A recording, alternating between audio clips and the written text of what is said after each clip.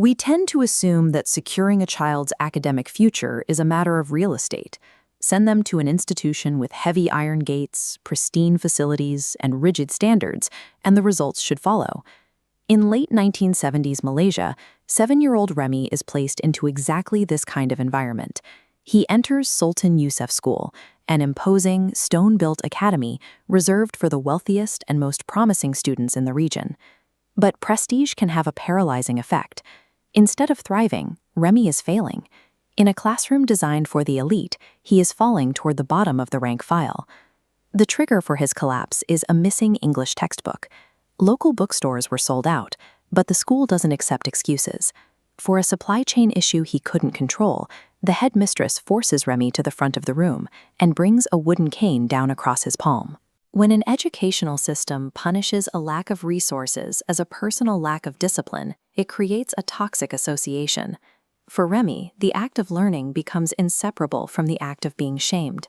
His wealthier peers notice the missing books and the physical punishments.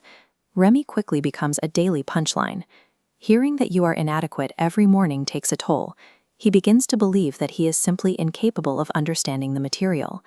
To survive the daily anxiety, he develops an escape strategy. Every morning he fakes severe stomach aches, sitting limp on his grandmother's porch, hoping to dodge the school van. Remy has been conditioned to see the classroom as an enemy. The challenge now is figuring out how to rescue a student who has already decided that he doesn't belong in a school at all. Seeing his son deteriorate, Remy's father transfers him to Sekolah Kebangsaan Batu Gajah. The contrast is immediate. This is a modest, wooden, unfenced village school built right next to a loud, bustling local market. The elite student body is gone. Remy's new peers are the children of day laborers, farmers, and tin miners pulling a bore from the mud. In this environment, the teachers are actual neighbors who buy their groceries at the same market as the parents. Students who have very little often share their food with classmates who have even less. A student's sense of safety doesn't come from heavy stone walls. It comes from the realization that they are part of a community that understands their life outside the school gate. At the prestigious academy, missing a textbook was a punishable offense. At the village school, his civics teacher, Cikgu Kamarudin, takes a different approach. He stops using the textbook entirely. Every Thursday, Kamarudin tells a serialized story about Bahar, a fictional boy from a poor family who uses his education to navigate a difficult world. The students see their own lives reflected in Bahar's struggles. Studying is no longer a chore performed to avoid a cane. It becomes a tool they can use to change their own circumstances. By replacing the threat of punishment with a hero who shares their background, Kamarudin shifts the focus. The students stop working to satisfy a teacher and start working to satisfy their own curiosity. In math class, Cikgu Kadir removes the books for the first month of the year. He focuses the class on a single, high-intensity goal: total mastery of the multiplication tables through pure memorization. Once they have the foundation, Kadir introduces the Russian box technique. This grid method breaks down complex multi-digit multiplication into a visual game. Math becomes a competitive race rather than a source of stress.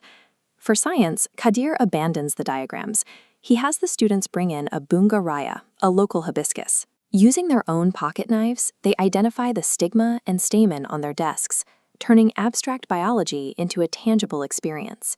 This approach prioritizes active discovery over passive listening.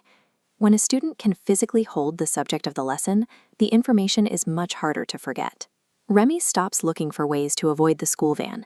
He is eventually appointed as a school prefect, wearing the blue tie that marks him as a leader among his peers. The change shows up in the data. At the elite academy, Remy ranked 32nd out of 35 students. Now in a tuition group filled with the top performers from those same prestigious schools, he is consistently finishing in the top 5. In history class, when the teacher asks where the first wheel was discovered, Remy is the first to shout Mesopotamia. The boy who used to hide in the back of the room is now the one leading the discussion. Remy didn't suddenly become a different person. He simply stopped being afraid.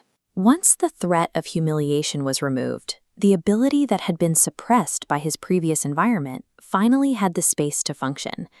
We often value schools by their names, their budgets, or the perfect condition of their textbooks. But as Remy's experience shows, those are not the primary drivers of growth. A student's performance is tied to their environment.